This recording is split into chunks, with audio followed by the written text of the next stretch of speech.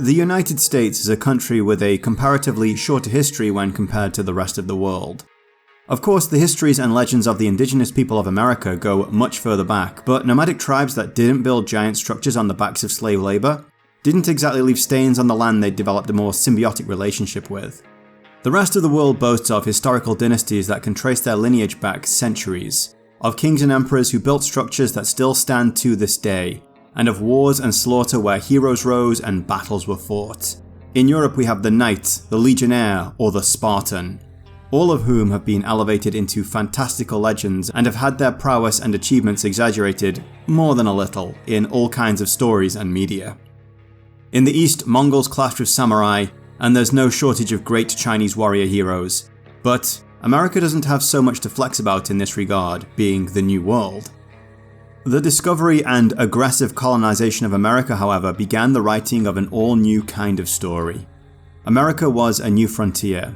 It was a place for the refuse and the desperate to escape to. A chance to be free of the ancient and oppressive forces that had long throttled the wealth and power in the old world.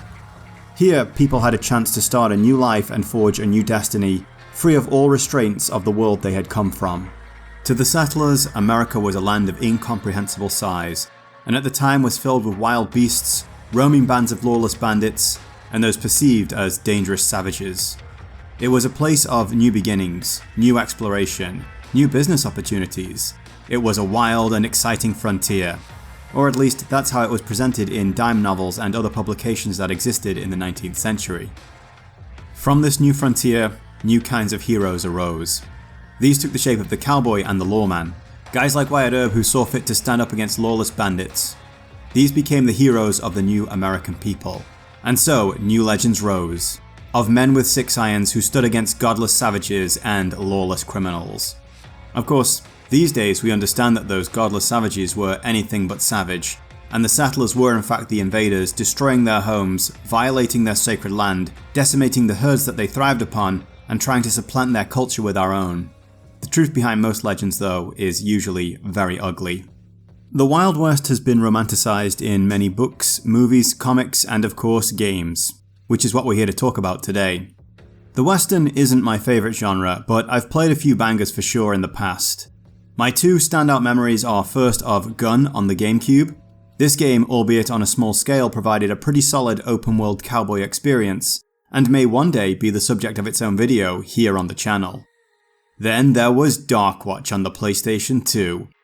A AA vampire western FPS that was way more fun than it had any right to be at all. The Wild West, after all, is a land rife with opportunity for some supernatural mystery. Science at this time had yet to shine its light on many of the strange phenomena that people experienced, and religion and superstition still held sway over much of the population. America was a land of immigrants, a melting pot of cultures coming from all over the world, who were mixing their histories, beliefs, and of course, their ghost stories. This created the first American folklore, and this opened the door for many new and interesting storytelling prospects. In just the last few years, we received several new supernatural westerns, including West of Dead and Evil West. And while vampires and skeletons are fun, well, those who know me will know I like things to be a little on the strange side. I'm also a sucker for a good immersive sim. That is to say, a game that puts emphasis on player agency and emergent gameplay. I also love an indie game that isn't afraid to put a new twist on something more well known, and that includes taking the story to somewhere maybe a little weird. So in 2022, the new indie studio Wolfeye, led by former Arcane Studio president Raphael Colantonio, put out this very charming looking isometric RPG set in an alternative version of the American frontier, and I was very interested in what I saw. Having finished the entire game, I can tell you that they put together a rich and interesting story, centered on well-written and layered characters, with a big overarching mystery running all the way through it. The gameplay has great action supported by multiple layers of interacting systems that work to create a lot of interesting and funny emergent gameplay. And since I had such a great time playing it, I'm here to tell you why maybe you'd want to give it a try too. This is Weird West.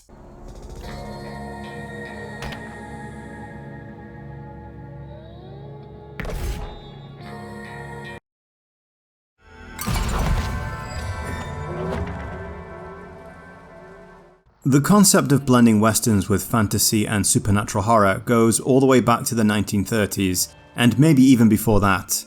It was popularized in short stories like Robert E. Howard's The Horror from the Mound and Charles G. Finney's The Circus of Dr. Lao. The term Weird West first appeared in DC Comics' Weird West Tales that ran from 1972 to 1980, and is responsible for introducing the world to Jonah Hex. So, thanks for this movie, I guess. Hey Hex, what happened to your face? Cut myself shaving, what happened to yours? When it comes to designing worlds and settings for a game, I feel like myself and Mr. Colantonio are very much on the same page. Both Dishonored and Prey offer alternative takes on history, and this opened up a lot of opportunity for creativity and world building in their games. The Weird West in this game is a place that only kinda looks like Frontier America with a cursory glance. Drill down even a little and we see bizarre alternative religions based around what looks like old Lovecraftian gods. Every cemetery seems to have a zombie problem, and while wolves and coyotes and bears may very well cause you trouble on your journey, I can assure you they are the very least of your worries when it comes to wildlife. Weird West does an interesting take on its protagonists. That is to say, there are 5 of them. In the final game, the stories are connected by a thread that is somewhat reminiscent of Prey 2017's secret ending. No, go play it if you don't know. However, this wasn't always the case. Within the arena of established fantasy, there are all kinds of well-understood archetypes to inject your characters into. But since Weird West uses something closer to fairy tale logic, there's a seemingly endless pool of unique character concepts and stories to choose from. I mean, look at this guy. So when writing your stories, you could easily feel more than a little spoilt for choice, and maybe even get something like choice paralysis, which is another common writing and indeed game development problem. I'm not sure if this was the initial reason behind creating 5 characters and creating something more like a short story collection than a novel, but it's certainly an interesting road to take, and one that seems to have left reviewers somewhat divided. The 5 characters and their journeys were found first, as the game was going through its early stages of development. Early ideas focused on something more like a roguelike with mostly procedurally generated content, which may have looked something more like West of Dead. And at one stage, they even considered letting the player choose the order that they tackled each character's story, before deciding on its final, more linear format and connecting them with a larger meta-narrative. Narrative designer Lucas Laredo joined the team later in development, at which point the 5 heroes had already been designed, but nothing really connected their experiences, apart from them all happening within relatively the same space. In this tweet thread, he explains his contribution to the story, but as you can see, it has spoilers. We'll talk about those a little later, as there are some great philosophical themes discussed in this game, but the really broad strokes version of the story is this. At the start of the game, we see a hooded figure in a strange place, about to be subjected to quite a painful ritual. For the majority of the game, the identity of this figure will be a mystery, and while we may even meet some of these interesting characters that surround them on our journey, they aren't in any rush to fill us in on any details. They may, sometimes, allude in a cryptic way to some grand experiment with far-reaching consequences, but they all seem adamant you remain in the dark about any details for as long as possible. With the ritual complete, the spirit of the road figure, now referred to only as the passenger, enters a painting and in the process takes possession of the first character, that being Jane Bell. She awakens on a stormy night to find her son murdered by bandits and her husband taken to meet some unknown, horrific fate. Well, we do get one hint as to what they want from him. Fortunately, while Jane here seems like the simple farmer's wife, her son's grave isn't the first to be dug on this land. The first belongs to her, to a part of her that she gave up to live a simpler life. You see, Jane here has a unique set of skills. Skills she acquired from a long career. Skills that make her a nightmare for bandits like these. She will hunt them, she will find them, and she will kill them. And so with the brand burning hot on her neck, she digs up the relics of the life she gave up, and once again resumes her role as the Weird West's most deadly bounty hunter. The passenger travels as Jane to take on a human trafficking ring that's actually run by a cabal of strange creatures called sirens. These are dangerous shape-shifting monsters that thrive on human flesh. While they usually lead solitary lives and hunt when they are hungry, a group have banded together beneath a particularly powerful siren and decided to move into something more like cattle farming than hunter-gathering life. Beyond Jane's adventure and whatever outcome it brings, the passenger will ride through the major events in the lives of this bizarre pigman, struggling to remember his past and uncover the chain of events that led him to being trapped in this disgusting body. A fierce hunter of the lost Fire Nation tribe of natives, as he tries to drive a consuming spirit of greed known as a Wendigo from his land. A devotee of the absolutionist church named Desiderio Rios, who has transformed himself into a powerful werewolf to fight the Onirist witches that are trying to decimate his people. And finally, Constance Driftwood, a member of the same Onirist order who is trying to uncover a mystery concerning ancient immortal creatures that play with the lives of mortals like toys. Each story is a tale of struggle, betrayal, and loss. The actions of each member will have far-reaching consequences across the Weird West, and even beyond that. As the passenger travels from body to body and gets involved in intrigue after intrigue, they will encounter his old hosts again, who will speak of their time when the brand burnt hot, how they didn't exactly feel in control of themselves, and how their memories are twisted and vague for the experience. Each is hungry to know what greater meaning there is attached to this strange experience, and they will join the new host should they be asked. So while there are 5 playable characters, there is one more very important character who will cross paths with all of them along the way, and he is by far one of the most interesting characters we meet, despite being a regular human. Essex Mast is a so-called supernatural expert travelling the Weird West on a mission of his own. He seems to recognise the brand on the player characters, and is the only regular human who is aware that the 5 heroes are being joined by the same person on their journey. His main fixation seems to be on immortality, and a group of immortals specifically known as the 21. The 21 are the answer to the question, why these 5 people? Why these 5 stories? What are we supposed to learn from all this? We know very little of them, though we start to get an inkling later on that some of the more eccentric encounters we have along the road are these very immortals. We soon discover that Essex is specifically fixated on attaining immortality for himself, as he claims he looked into the beyond at the moment of his brother's death and saw nothing there. Clearly, whatever he actually experienced deeply troubled him, and has led to him to seek out what I can only think of as eternal torment when compared to the bliss of becoming void and completely liberated from all troubles. Though, that is definitely a theme that will be brought up later as we dive into this mystery and how it connects to our 5 heroes and the passenger travelling through them. All in all, it's a very intriguing mystery. Each story is a great little drama unto itself, and each journey dangles just a little hint of some greater connecting thread under your nose to keep you coming back for more. So, with our major players now all on the table, why don't we take a look at where all this is set and how that is introduced to us.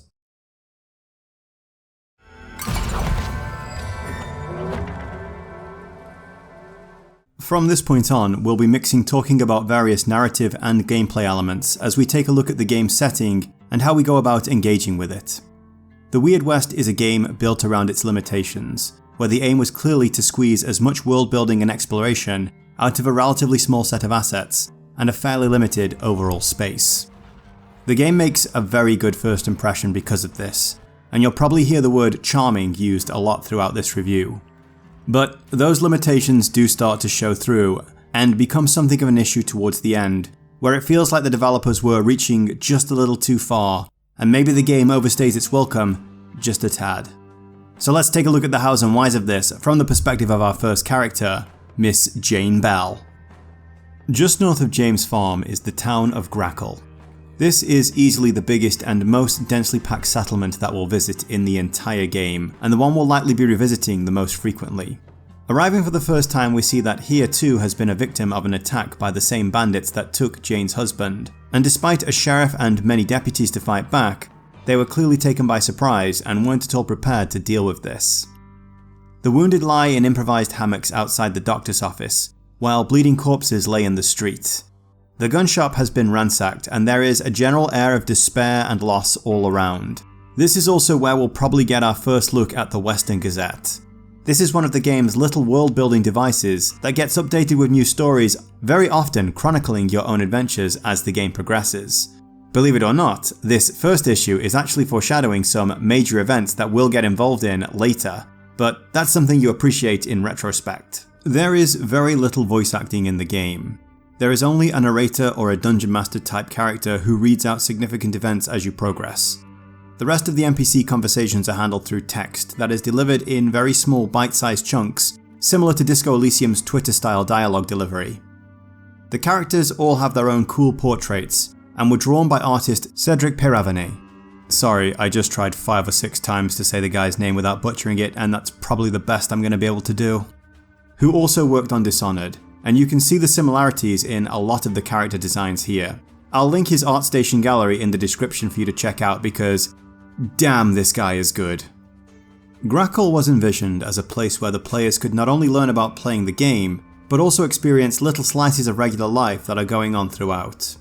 Raphael says it was inspired by the towns and villages in Ultima 7, which is one of the points of inspiration the game shares with Divinity: Original Sin.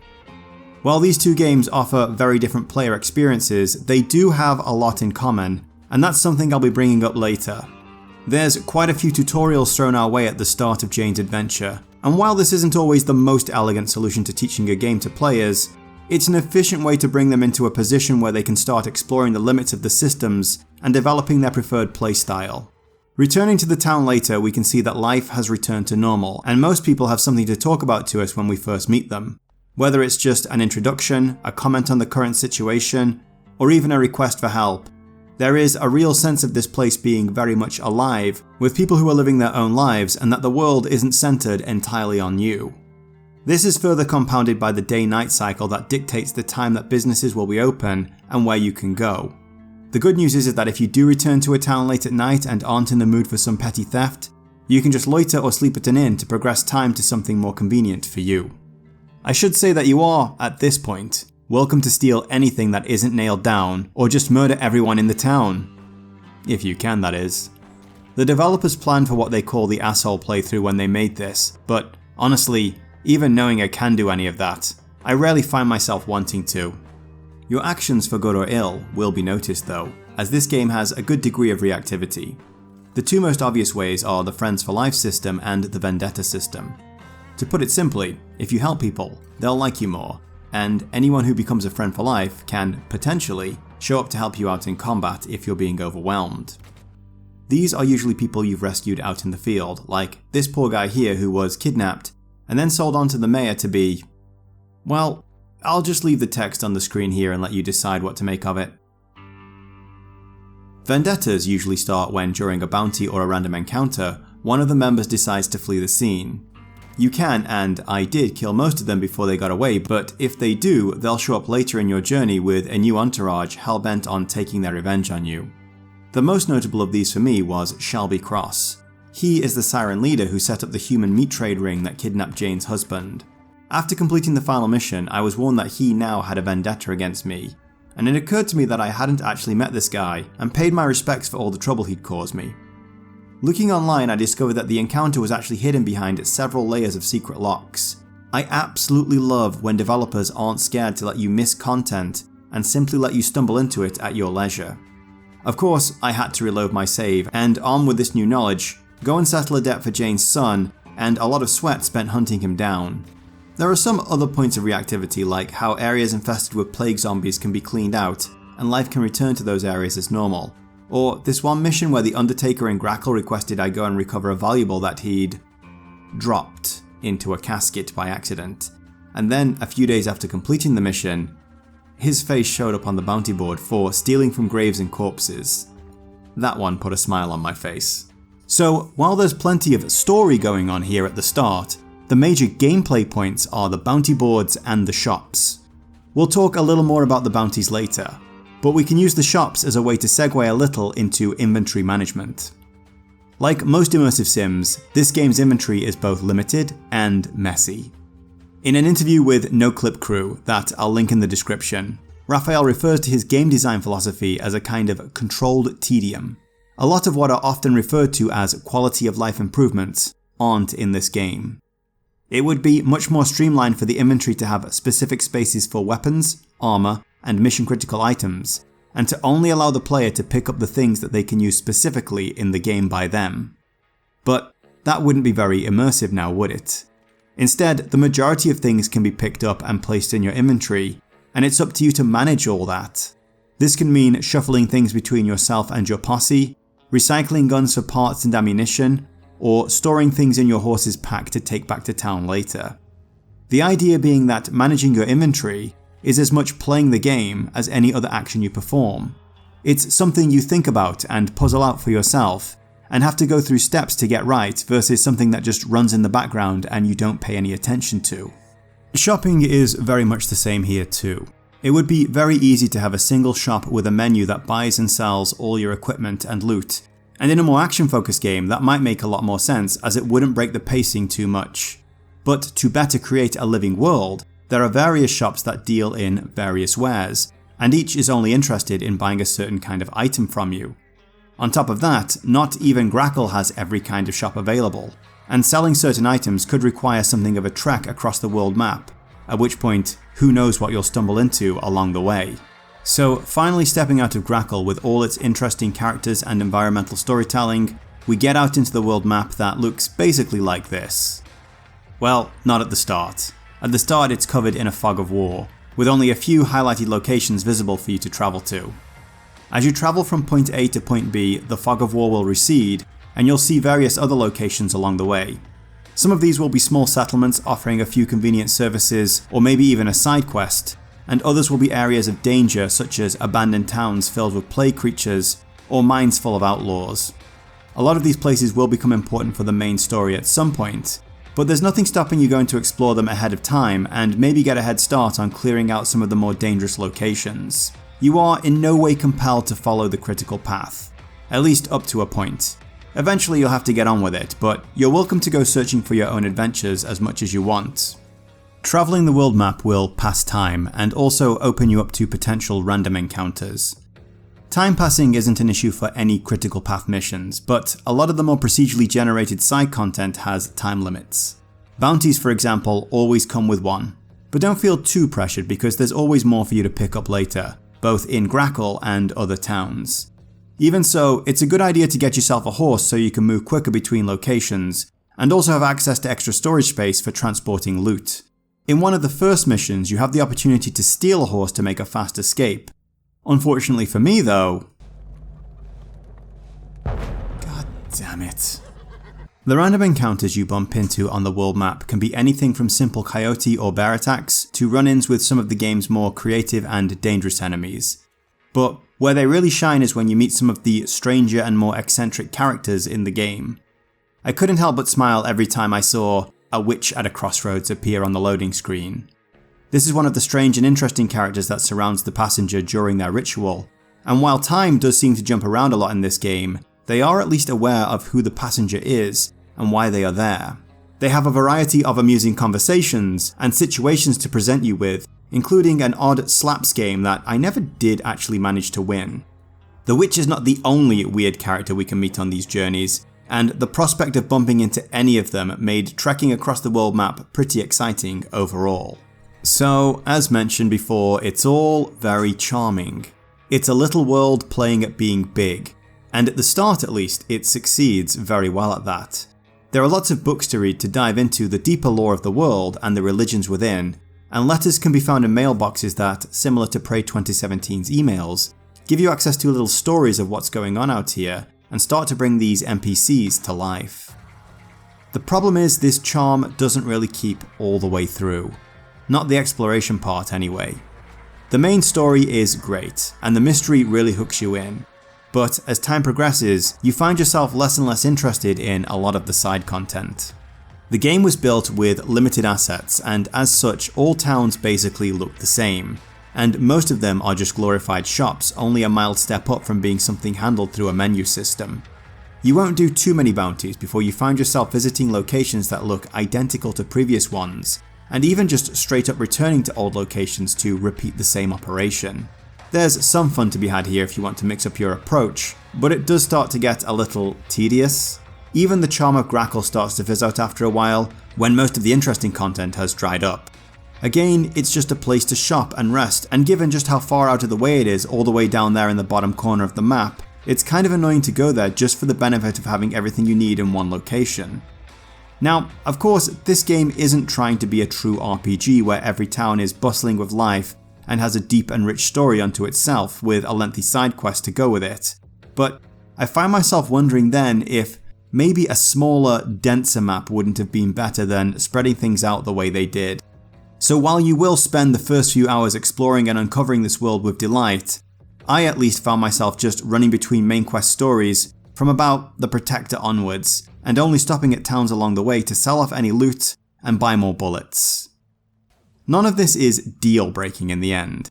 I still had a great time with this, but the flaws do start to show, and it leaves me wondering if the whole game shouldn't have been a little shorter overall.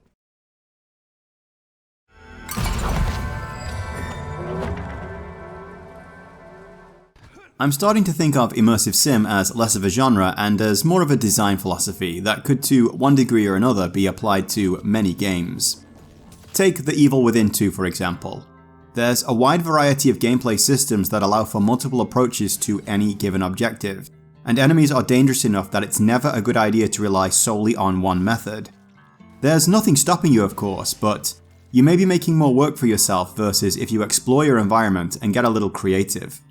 Crysis is another game that has a large amount of player agency.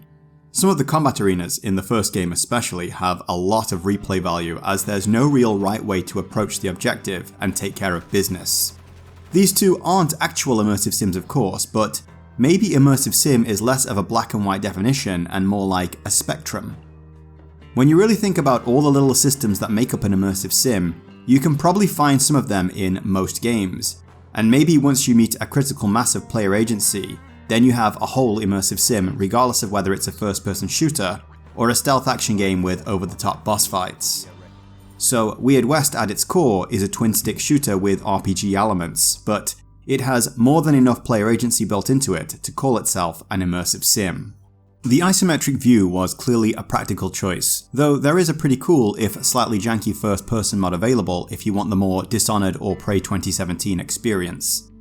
This choice was a way of placing some kind of limit on the scale of the game early on, which is very important for small studios and solo devs. While they don't have all of the time and money of a AAA studio, they are much less restricted creatively and are free to experiment with new and interesting ideas versus chasing trends so that investors feel safe. Being isometric doesn't mean you can't tell a big story or have a big world though. The Divinity Original Sin games by Larian Studios are a great example of this. These are probably two of the best RPGs you'll ever likely play, and a big part of that is they're also immersive sims with so much player agency and so many interesting systems worked into them that playing these with friends online is probably the closest you'll ever actually get to playing a tabletop game like Dungeons & Dragons as a video game. Hey, I just had an idea. Oh wait, they're already doing it. Raphael Colantonio has made his love of these games very well known, and you can see plenty of inspiration in Weird West.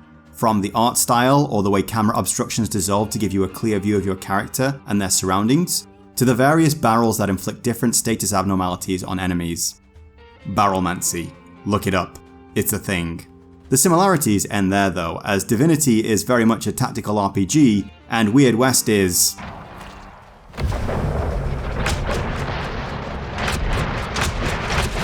Max Payne? So we've talked a lot about the exploration side of the game, so let's get into the action. This is the real meat of the game, and it's a blast. I'll begin by addressing one issue that's bugged the gameplay though. For whatever reason, the twin-stick shooting became something of a deal breaker for some people reviewing and playing the game. I'm not an experienced twin-stick shooter player myself, so you're gonna have to wait on that Ruiner video, sorry. But I personally didn't have any issues with the controls. There has been an update which offers a different control method though, and after trying both I did find that one overall much easier to use and stuck with it through the entire game. When you start the game as Jane, you're going to be pretty low powered in terms of gear and abilities, and you probably won't have any money to bring anyone else into your posse. Though, you can and should do this later, and you can even recruit the previous branded members into your posse and regain all the loot that they had on them. Early game though, you'll be using a lot of stealth. The first couple of missions and bounties are your introduction to a lot of the smaller systems that really bring the game to life. Running and gunning through large groups of enemies is absolutely possible, especially late game, but if you stop, take a breath, and slowly explore your environment first, just like in Deus Ex, you're going to find a lot of fun ways to access your objectives. Generally, I'd case a location first and try to pick off any stragglers or outliers from the enemy mob. Enemies will notice dead bodies, but they won't react to people simply going missing. The stealth takedown is silent and instant regardless of the enemy. Yes, even bosses. And I made a point of piling all the bodies up on top of each other after because, well, imagine the reaction if someone did actually find them. You have a Metal Gear style Soliton radar to help you understand enemy positions and movements, and if you take a little time to get to know their patterns, you'll be picking them off quite easily. Accessing an area can be done in all kinds of ways. Windows can be opened or jumped through, for example. This became my go-to method of exiting from a hotel after sleeping there actually. Boxes can also be stacked up to access higher areas, and I even attached a rope to a chimney and climbed down it in a couple of missions. When the alarm is raised though, it's time to move. There are 5 types of weapon available, and you can equip one of each from your inventory screen so that they'll be accessible on the weapon wheel in-game. These are pistols, shotguns, rifles, melee, and bow and arrows. What's especially cool is that each character has their own loadout at the start, which encourages you to experiment with each weapon type as you progress through the game. When I was playing as Jane, sure, I could have bought a bow and arrow early on, but I had no incentive to when I had a rifle and a pistol. Across Rivers, however, starts with a knife and a bow and arrow, and it gave me a chance to come to appreciate it as a weapon for stealthy long-range takedowns. Melee is definitely the game's weak point. After all, why bring a knife to a gunfight, right? It feels pretty clumsy and difficult to handle overall, and that includes using the werewolf form later in the game, which is kind of a nice gimmick for a character, but overall less efficient than the tried and tested methods you've been using up to that point. The gunplay though. The gunplay fucks. I played this with my Xbox One pad and used the default button layout for it. This was overall fine, except in the case of powers, which we'll get into later. Shooting is as simple as holding the left trigger to bring up your guns and your targeting line, and right trigger to shoot, while tapping the left shoulder button will quickly switch between your 2 most recent weapons, or holding it down will slow time and bring up the weapon wheel if you want something specific like a grenade. For whatever reason, the bad guys in the Weird West love barrels. They can't get enough of these things and take them everywhere, meaning having a good look around an area is going to clue you in on how to deal out some massive environmental damage. There's the good old-fashioned red explosive barrel of course, but then there's the oil barrels that make the ground slick and difficult to move through, and you can combine the effect of the 2 barrels into something far more devastating. There are also barrels filled with noxious gas and even barrels with just water. Drinking the water can raise your health, but an enemy being wet also opens them up to extra shock damage from electrical attacks. What this means is that while a group of enemies can seem overwhelming at first, a lot of them can be brought down with a little forward planning and a single well-placed shot. When things get down and dirty though, it's time to go full max pain and bust out the bullet time shoot dodges on your enemies. This is accessed by simply holding a direction and pressing the leap button while your weapons are raised, and works exactly as you'd expect it to. And no, that never gets old. The game does have a variety of skills and upgrades that we'll look into later, but most of them pale in comparison to this tactic, and it's nearly always the first reaction I'd get when I found myself in a tight spot. So after a big battle, however you go about it, it's time to gather up all your loot and head back to town to rest, upgrade your gear, and level up your character. Weird West has 2 upgrade systems, perks and abilities, which basically boil down to passive buffs and combat powers that consume mana to use. To level these up, you're going to need to find the 2 upgrade currencies out in the wild. As I mentioned in my Prey 2017 review, distributing upgrade points this way eliminates the need to grind side content if a player isn't interested in that. Golden Aces are for passive perks and Nymph Relics are for abilities. Golden Ace perks are easily much better than abilities, as they empower the passenger, not the character. This means that they carry over to each chapter of the game. Their effects, such as increased jump height or explosive damage, will seem subtle at first, but by the late game you'll really start to notice them when you can vault up almost any wall or decimate large groups of enemies with one stick of dynamite. Abilities come in two forms: character abilities that, as the name suggests, are unique to each character, and weapon skills that actually carry over to each chapter of the game, though they are more expensive to buy. Don't worry too much though. By the end of my game, I'd bought every ability I wanted and had some points to spare. The issue is that I didn't use most of these abilities all that much, especially the character ones. There are a few standouts like a Cross River's Summon Bear ability. I mean, who doesn't want a bear to help them out in a fight, right? But most of them weren't bringing that much to the table when compared to all the other options I had at my disposal. Activating powers is as simple as holding the right shoulder button to bring up the power wheel and choosing the right power from there, which isn't so bad outside of combat, but once things heat up and you're thinking about moving, reloading, shooting, etc., that extra button press starts to become a problem, even more so for weapon abilities. There are a few standout weapon abilities, such as the rifle's silent shot, the pistol's lightning bullets, and especially the shotgun's explosive rounds. Those things are incredibly fun and OP. They're all great when you've got a second to think about them, but very often you don't, which is where the problem arises. As I said, you have to hold the right shoulder button to access the powers menu, but holding the right shoulder button while your guns are raised will switch to powers unique to your weapons, and for whatever reason, I had a real problem juggling all this for most of the game, which is a big part of what led to me just hitting the shoot dodge button and taking care of things that way. It did more or less click by the late game, but this part really wasn't for me. I don't think I missed out on a great deal though, as the game has quick saves and even encourages save scumming early on as a way to invite players to really think about and try numerous approaches to dealing with enemies. I suppose it's similar to how I really didn't bother with Typhon neuromods in Prey. Yeah, they're big and splashy, but just how useful are they when I've got a wrench and I'm not afraid to use it?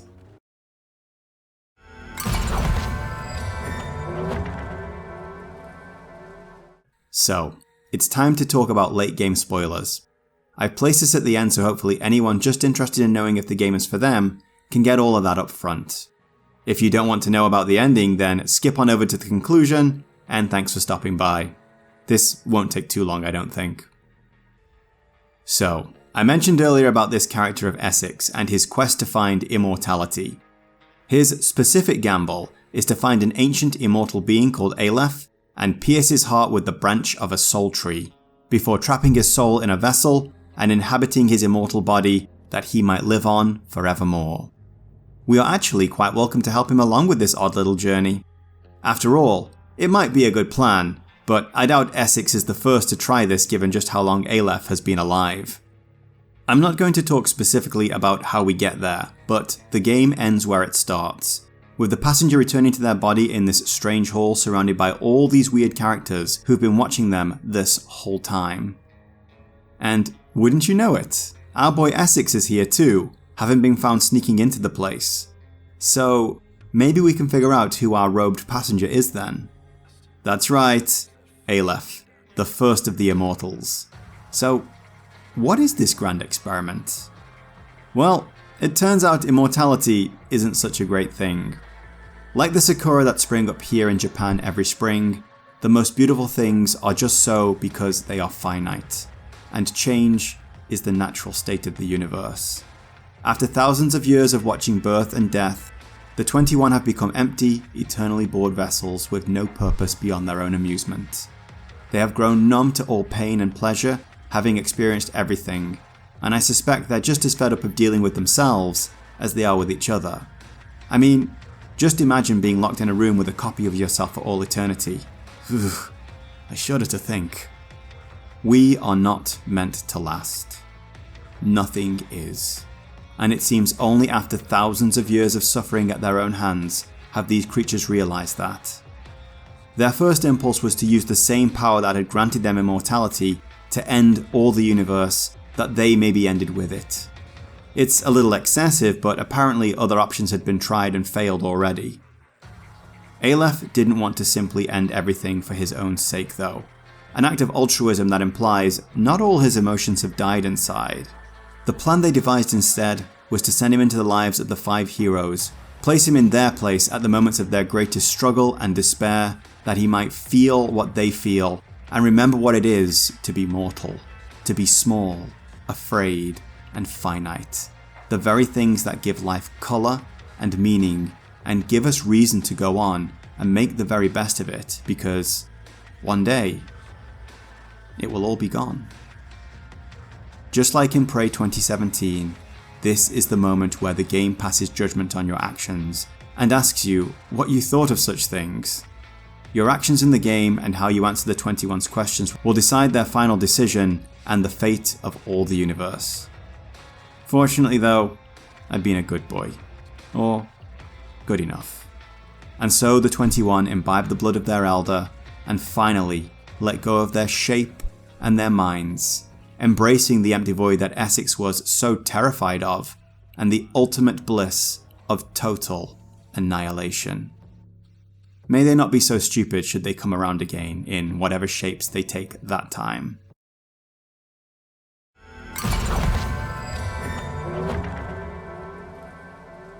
So that's Weird West, everyone. Not perfect, but still a lot of fun. It has well written and layered characters who each go through great trials and tribulations, and it's all connected by a deep meta-narrative that makes you stop and think about the actions you took along the way.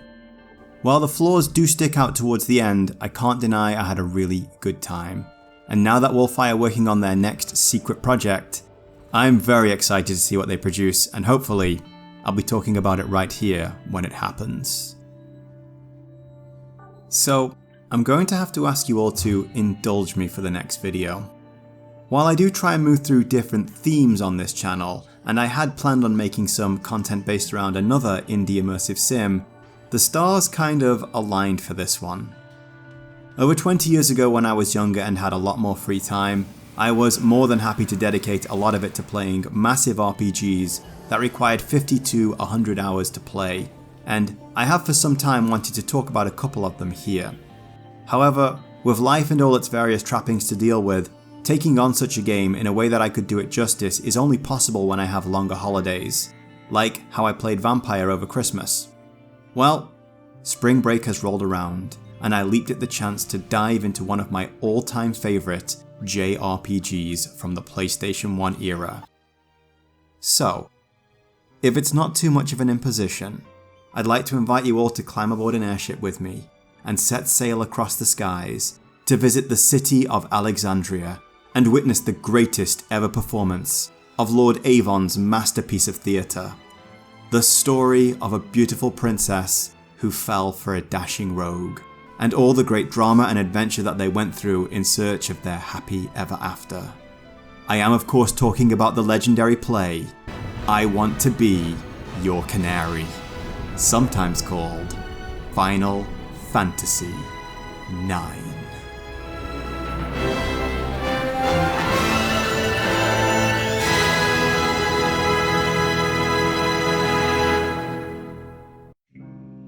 Well hey, why haven't you gone home yet? Sorry to say there isn't any more Weird West here, but if you want to look around the channel, there's a few videos on here that I'm kinda proud of. If this is your first time and you've made it all the way to the end, then thank you. And of course thank you to everyone else who's stuck around this far. Please consider subscribing and helping the channel grow in all the usual ways, and feel free to follow me on Twitter and Facebook. If you'd like to tip me a coffee for my trouble, then you can do so here, and thank you. And especially, thank you for your time. I never expected when I started doing this that there'd be people who'd actually want to stick around and listen to me ramble about games like this, so it's really nice that I have this as a hobby now and people pay attention. I'm really looking forward to the next one, and I hope you are too. Until then, peace out.